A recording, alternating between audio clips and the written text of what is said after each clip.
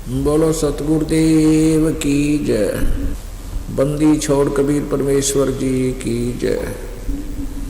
बंदी छोड़ गरीबदास जी महाराज जी की जय। स्वामी रामदेवानंद जी गुरु महाराज जी की जय।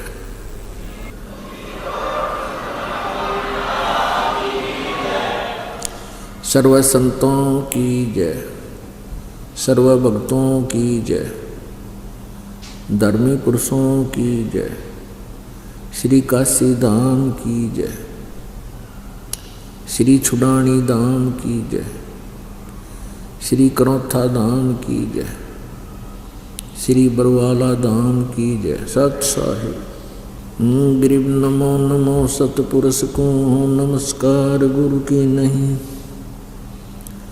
सुर नर मुनि जन साधुआ संतों सर्वस्ती नहीं। सतगुरु साहिब संत सब डंडो तुम प्रणाम। आगे पीछे मध्य हुए तिनको जा कुर्बान। नराकार निर्विषम काल जाल भय बंधनम निर्लेपम निज निर्गुणम अकल अनुबेशुंदनम। सोहम सुरति समाप्तम सकल समाना नीरतलय। उज्ज्वल हीरंबर हरदम अम्बे परवा अथा है वार पार नहीं मध्यतम।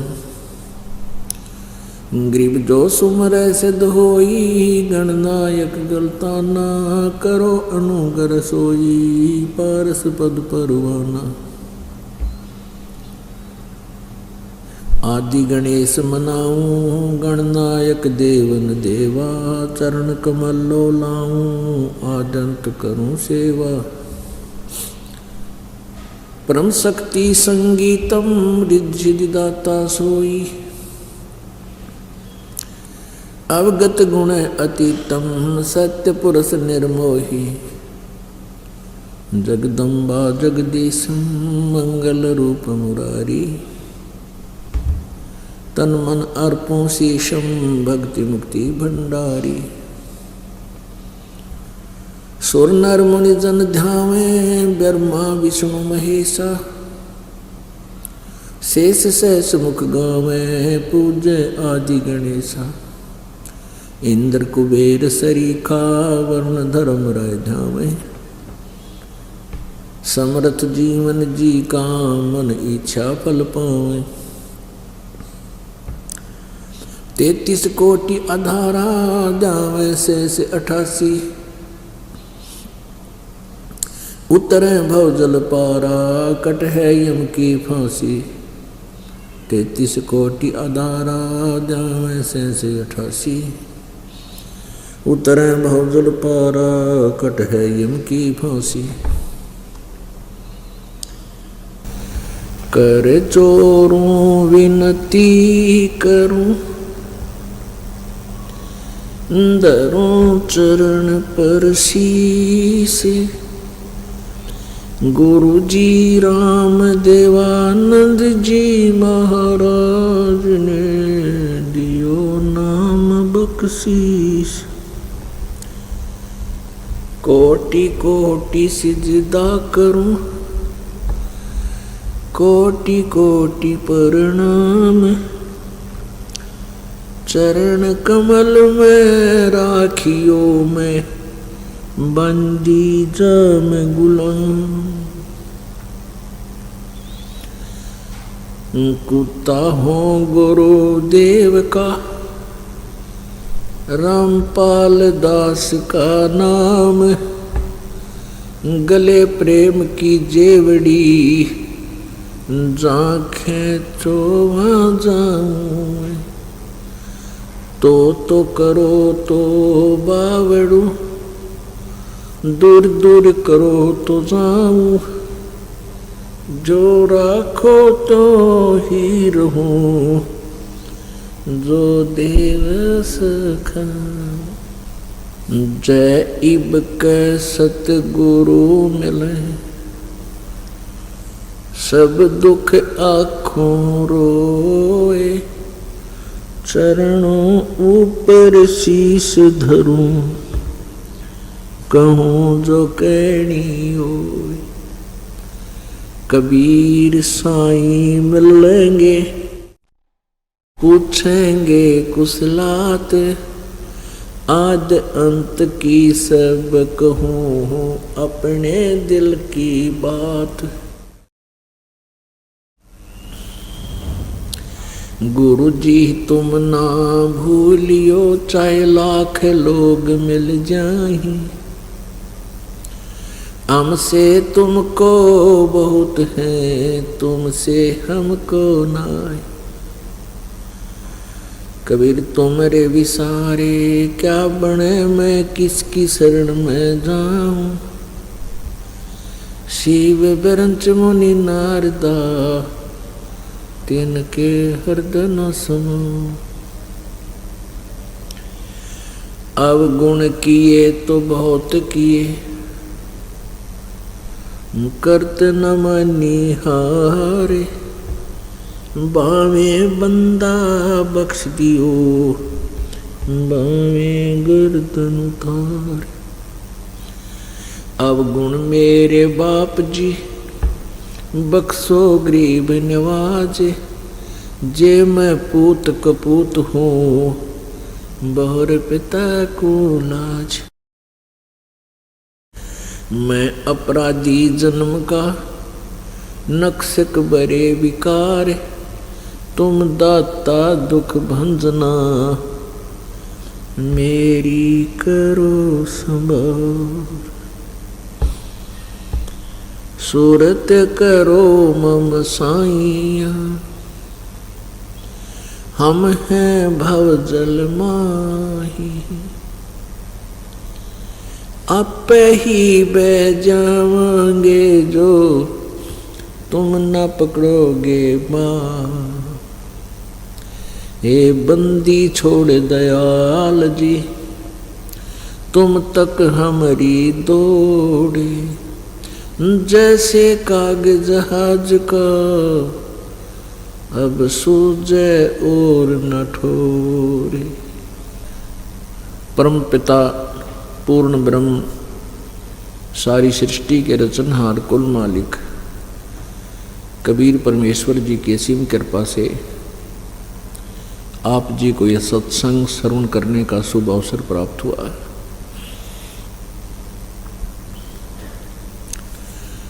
जिन पुण्यात्माओं को मानव शरीर प्राप्त है वो बहुत ही अच्छी आत्माएं हैं। उनसे भी अच्छी वो आत्माएं हैं जिनको सत्संग प्राप्त होता है।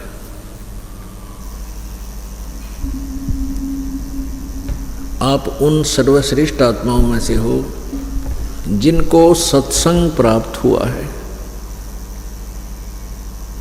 इस विश्व में अन्य कोई भी वस्तु सुलभ हो सकती है, लेकिन सत्संग दुर्लभ है।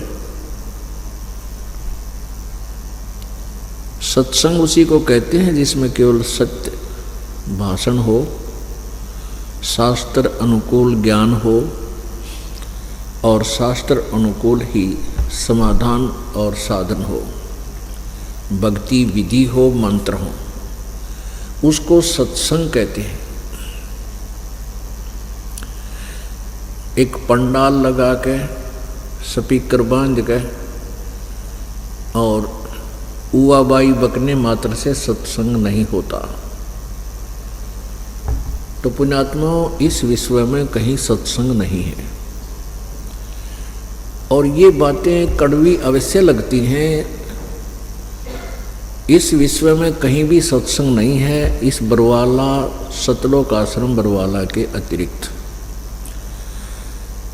जो पुण्यात्माएं यथार्थ ज्ञान से परिचित नहीं हैं, वो ये महसूस करते हैं कि ये संत जो है अभिमानी है, अपने आप को ही श्रेष्ठ सिद्ध करने की चेष्टा करता है।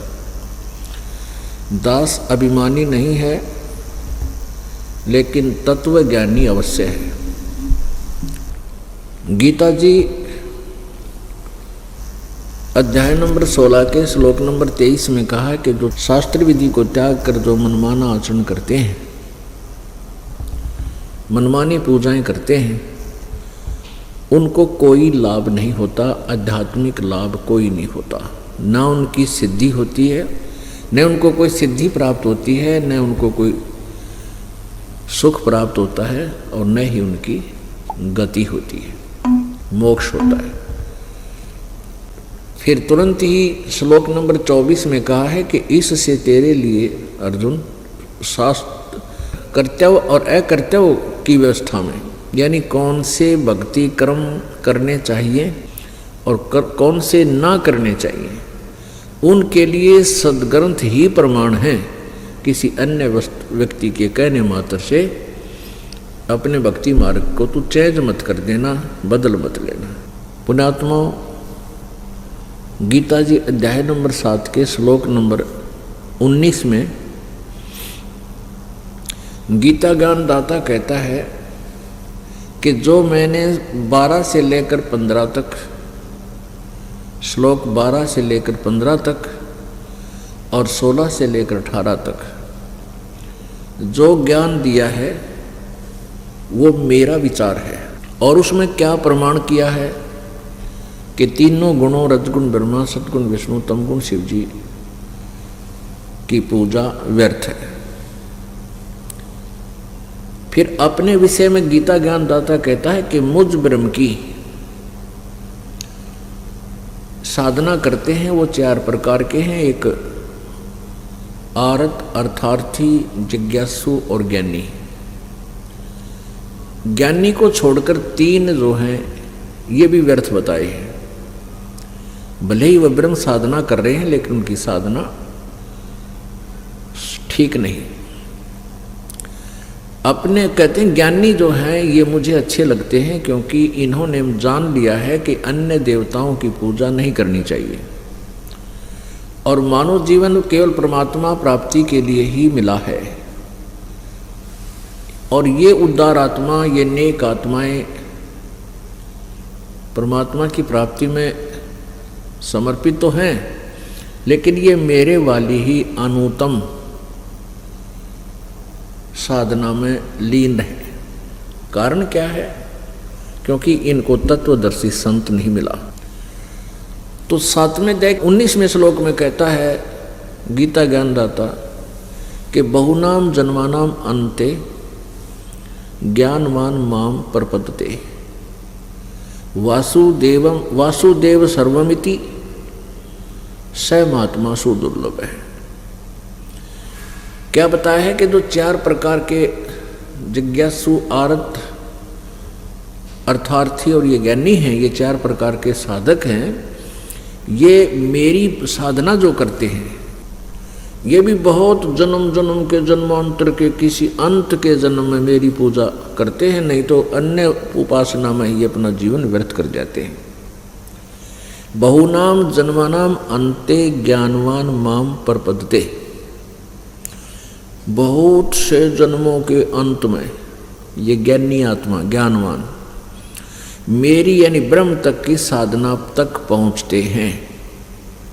वासुदेव सर्वमिति स महात्मा सुदुर्लभ है। वासुदेव का क्या अर्थ होता है? ये क्या बताना चाहता है कि जो संत ये बतावे कि सर्वशक्तिमान वो पूर्ण परमात्मा ही सर्वेस्वा है। सर्वेस्वा का मतलब है सब कुछ है, सर्वम माने सब कुछ है। सब कुछ का तात्पर्य है कि वही कुल मालिक है और वही पूजा के योग्य है, वही पाप दंड नाशक है और वही पूर्ण मोक्षदायक है। स महात्मा सुदुर्लभ है। ओए होए, कहते हैं वो संत, वो तत्वदर्शी संत सुदुर्लभ है। सुदुर्लभ यानी मुश्किल से प्राप्त होने वाला है।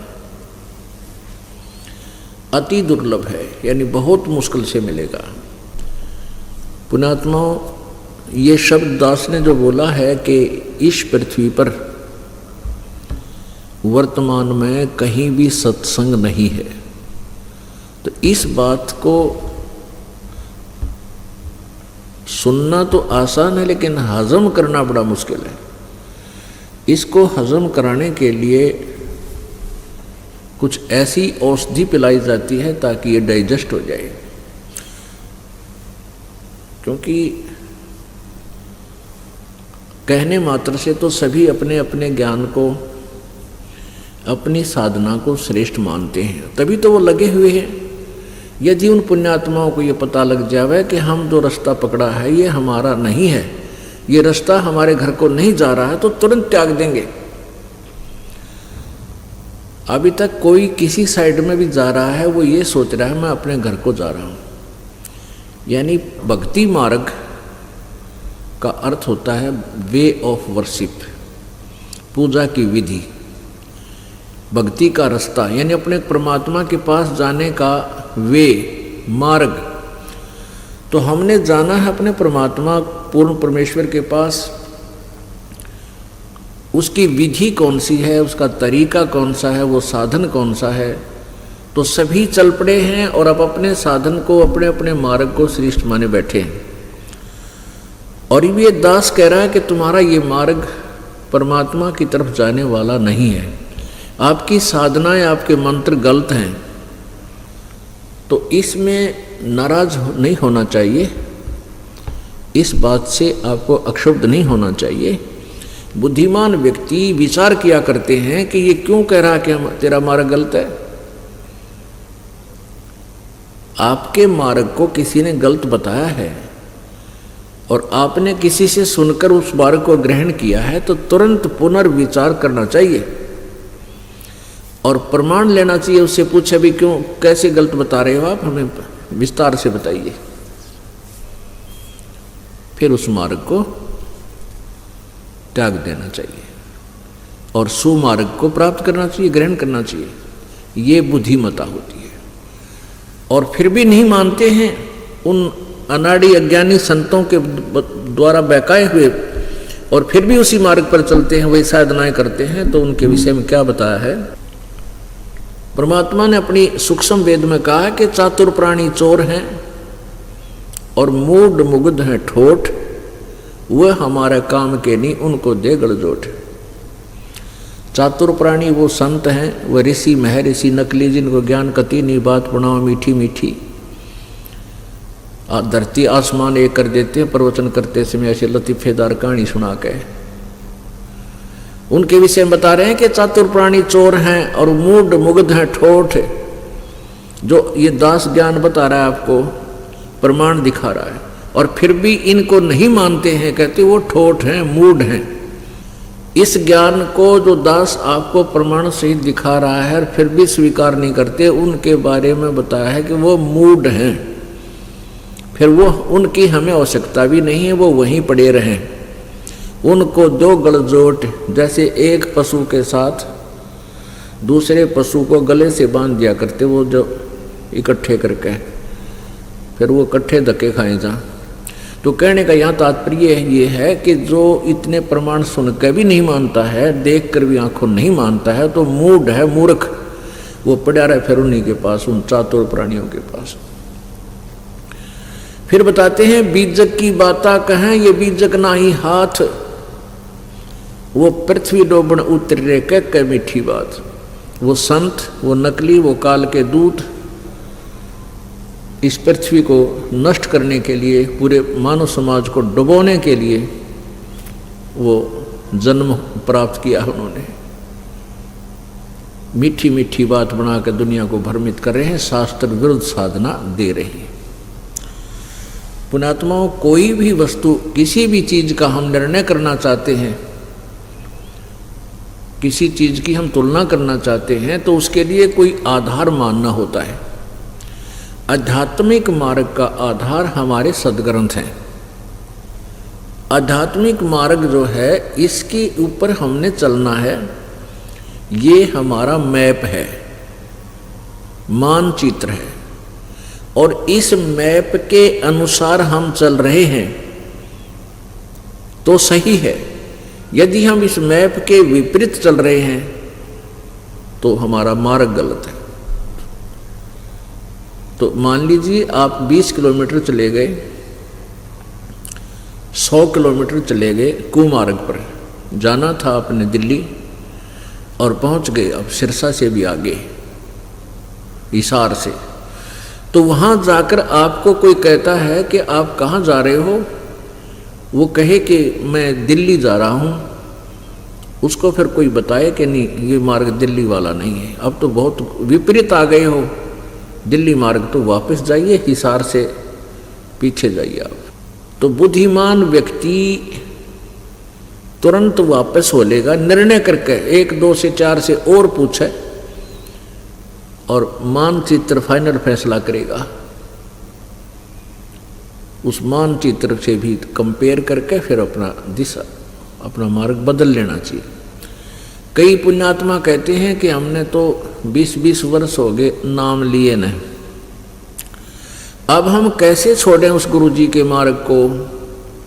अब हम इतना समय हमने बर्बाद कर दिया, इतना समय हमारा चला गया, इसका क्या होगा, क्या होता इसका, ये तो गया, अब इसका क्या होता। जैसे हिसार से सिरसा पहुंच गए, अब कोई वहाँ इस बात पर अड़के बैठ गया कि मैं तो इस मार्ग में ना छोड़ूं क्योंकि मैं तो 100 किलोमीटर चल लिया।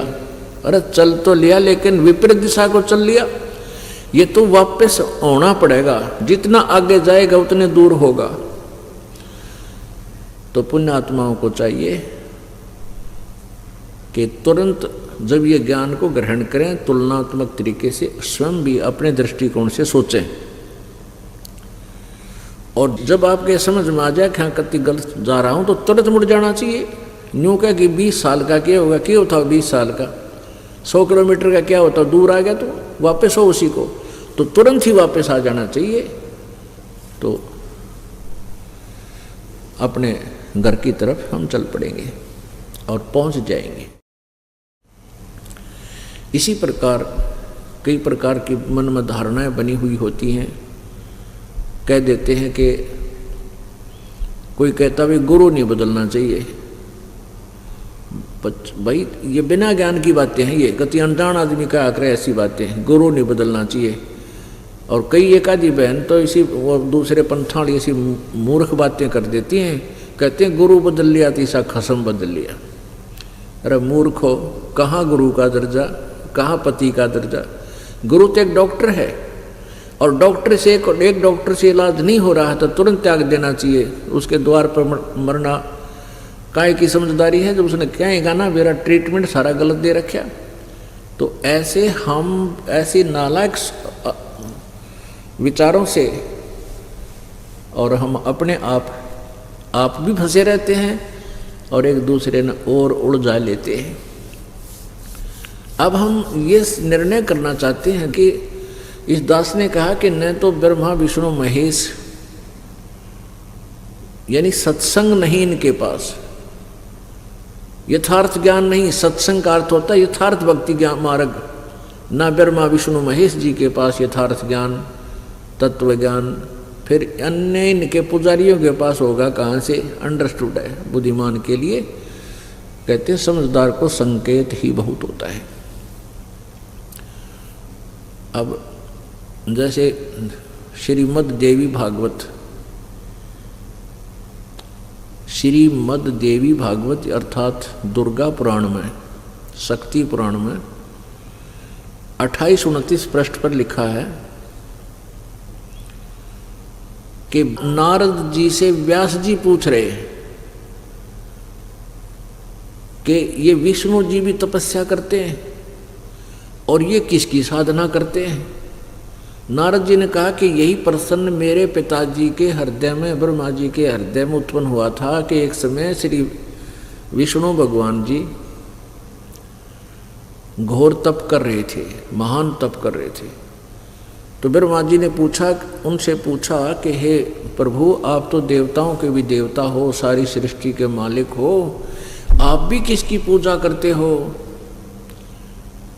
अब विष्णु जी कहते हैं कि मैं दुर्गा की पूजा करता हूँ और दुर्गा से ऊपर मैं कोई भगवान नहीं जानता, मैं किसी देवता को नहीं जानता।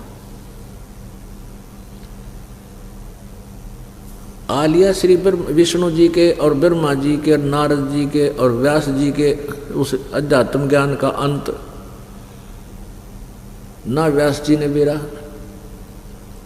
कि आराध्य देव कौन है, वास्तव किस भगवान की पूजा करनी चाहिए, ना नारद जी को पता, ना ब्रह्मा जी को पता और ना विष्णु जी को पता। विष्णु जी कहते हैं मैं दुर्गा से ऊपर किसी और भगवान ने ना जानता। और दुर्गा जी क्या कहती है 7वें स्कंद में, ये प्रथम स्कंद की बात है देवी भागवत की जो अभी आपको सुनाई। अब 7वें स्कंद में 562 पृष्ठ पर दुर्गा हिमालय को ज्ञान दे रही है और ब्रह्म के बारे में जानकारी दे रही है। कहती हैं और सब बातें त्याग दे, केवल ब्रह्म की पूजा करो, उसका ओम नाम है, वो ब्रह्मलोक में रहता है और किसी की पूजा मत करो, और वही पूजा के योग्य है और कोई पूजा के योग्य नहीं है। अब दुर्गा ने ब्रह्म को फाइनल कर दिया, ओम नाम बता दिया।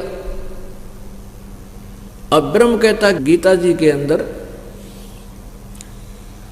8वें अध्याय के 13वें श्लोक में यो गीता ज्ञानदाता ब्रह्म श्री कृष्ण जी में प्रवेश करके यो सर्वब्रह्म सर्वपुरुष, जिसको ज्योति निरंजन काल भी कहते हैं, ये श्री कृष्ण जी में प्रेत की तरह प्रवेश करके बोलता है, गीता जी का ज्ञान दे रहा है। 8वें अध्याय के 13वें श्लोक में कहता है कि मुझ ब्रह्म का ओम इति एक अक्षरम ब्रह्म व्यवहारन माम अनुसमरण, और ये प्रयाति तजन देहम सयाति परमाम गतिम। मुझ ब्रह्म का केवल एक ओम अक्षर का ओम मंत्र है, नथिंग एल्स, और उच्चारण करके सुमन करने का। और जो अंतिम श्वास तक शरीर त्याग कर जाते समय तक जो इस ओम नाम का जाप करता है वो मेरे वाली गति को प्राप्त होता है। अपनी गति को 7वें अध्याय के 18वें श्लोक में कहता है कि ये ज्ञानी आत्मा उद्धार तो है, नेक है मेरे विचार में, लेकिन ये मेरे वाली ही अनुत्तम गति में स्थित है,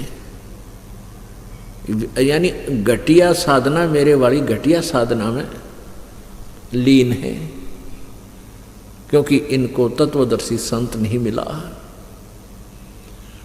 अब ब्रह्म तो कह रहा है कि 18वें अध्याय के 62वें श्लोक में कि अर्जुन तू सर्वभाव से उस परमेश्वर की शरण में जा जिसकी कृपा से तू परम शांति और शाश्वत स्थान यानी सनातन परम धाम उस सतलोक को प्राप्त होगा, अमर लोक को प्राप्त होगा, फिर तेरा पूर्ण मोक्ष हो जाएगा। उसके बारे में क्या बताते हैं कि 8वें अध्याय के प्रथम मंत्र में गीता ज्ञानदाता से अर्जुन ने पूछा कि वो किम तत्ब्रह्म। आपने जो 7वें अध्याय के 29वें श्लोक में जिस तत्ब्रह्म के बारे में जानकारी दी है कि उसको जानने के उपरांत फिर ये प्राणी जरा और मरण से ही छूटने का प्रयत्न करता है और किसी वस्तु की चाह उसको नहीं रहती। तो वो कौन किम तत्ब्रह्म, वो तत्ब्रह्म कौन है? 8वें अध्याय के प्रथम श्लोक में प्रश्न किया अर्जुन ने। गीता ज्ञानदाता ने 8वें अध्याय के 3रे मंत्र में उसका उत्तर दिया है कि वो परम अक्षर ब्रह्म है। परम अक्षर ब्रह्म। पुण्यात्मा, आज मानव इतना माइंडेड है, परमात्मा की दया है, इतने बुद्धिमान बच्चे बेटा बेटियां उत्पन्न हो रहे हैं, और जो बुजुर्ग हैं वो भी बहुत सियाने हो गए, मोबाइल कान कर रखे हैं, हर तरह से मतलब वो बुद्धिमान हो गए हैं। और जो हमारी एज के हैं तकरीबन, वो उसमें पढ़ाई शिक्षा शुरू हो गई थी, उससे पहले के हैं वो थोड़े बच रहे हैं और उनको भी समझाया जा सकता है। तो कहने का भाव ये है कि यहाँ हमने समझना है कि यहाँ कौन परमात्मा है जिसकी हम पूजा करें। जैसे गीता जी अध्याय नंबर 15 के श्लोक नंबर 1 से 4 में और 16 और 17 में यहाँ 3 परमात्मा क्लियर करे हैं। उल्टा लटका हुआ संसार रूपी वृक्ष का उदाहरण देकर बताया है कि ऊपर ने तो परम अक्षर ब्रह्म है, ऊपर को जड़ है संसार रूपी वृक्ष की, यानी मूल मालिक। जड़ का अर्थ होता मूल, मुख्य। ऊपर को जड़ समझो, जहाँ से सबकी उत्पत्ति होती है, जो सबसे बाहर अंकुर फूटते हैं, वो जड़ है ऊपर ने उस संसार रूपी वृक्ष की, और नीचे ने तीनों गुण रूपी शाखा, रजगुण ब्रह्मा, सदगुण विष्णु, तम गुण शिव जी।